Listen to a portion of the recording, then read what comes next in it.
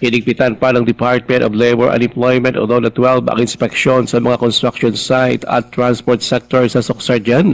Layo nito na matiyak ang pagsunod sa labor standards at occupational safety and health o OSH requirements sa ilalim ng High Value Impact, High Visibility o HIHV inspection campaign kasama ng DOLE na nag-inspeksyon sa mga high-risk workplace sa iba pang ahensya ng gobyerno. Masusing sinusuri ng mga ito ang kaligtasan sa trabaho at ang pagbibigay ng social protection sa mga manggagawa.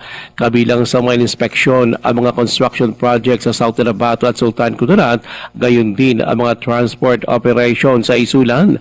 Ayon pa kay DOLE 12 Regional Director Imelda Gatinaw, layo ng kampanya na matiyag ang maayos na kondisyon sa paggawa, maprotektahan ang kapakanan ng mga manggagawa at mailapit ang mga serbisyo ng pamulaan sa mga employer at empleyado.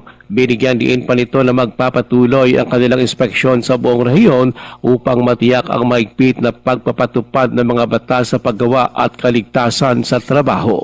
Ruel Usano, NDBC, Bida Balita.